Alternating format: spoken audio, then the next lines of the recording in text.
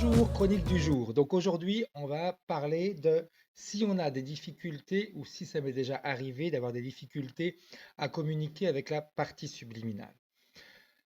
Ça peut arriver que la partie subliminale, des fois, ait une certaine réticence à communiquer avec nous. Ça peut arriver.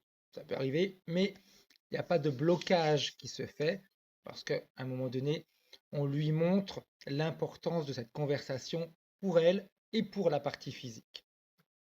Ce qui peut se passer par contre, c'est si on fait une séance à une personne qui n'est pas au courant, pour un enfant ou pour quelqu'un qui n'a pas réellement décidé de faire la session, alors là, oui, ça bloque. C'est ce qui fait qu'en réalité, en bloquant, eh bien, on a des difficultés à communiquer avec la partie subliminale. Pourquoi on a ces difficultés? Parce que la partie subliminale n'a pas été informée par la partie physique. Donc, elle bloque. Elle ne voit pas pourquoi on se permet de rentrer dans sa sphère énergétique pour discuter avec elle.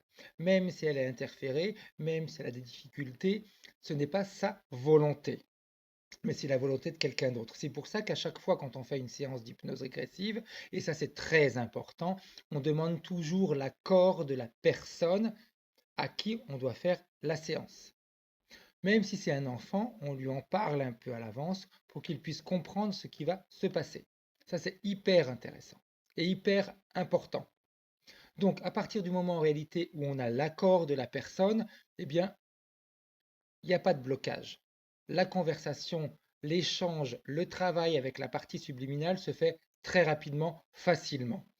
Si l'information n'a pas été donnée avant, alors là oui, ou l'accord n'a pas été donné avant, en effet, il peut y avoir un blocage, mais si la séance est faite pour le bien-être de quelqu'un, à un moment donné, durant la séance, la partie subliminale va se débloquer et va nous permettre de travailler. Donc, dans des cas comme le non-accord, ça peut en effet bloquer.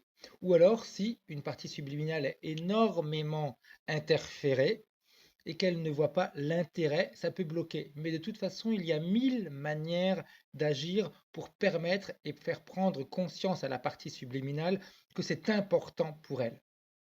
Donc, la réponse à cette question, oui, ça peut arriver qu'on soit bloqué si on n'a pas accord, mais il y a toujours des manières de faire pour eh bien, montrer à la partie subliminale que c'est important pour elle. Et quand elle se rend compte que c'est important pour elle et qu'elle se rend compte que c'est important également pour la partie physique, elle accepte automatiquement de travailler. Elle accepte les changements, elle accepte la libération. Voilà, bonne journée, continuez à nous suivre, continuez à partager. Chronique du jour, à bientôt.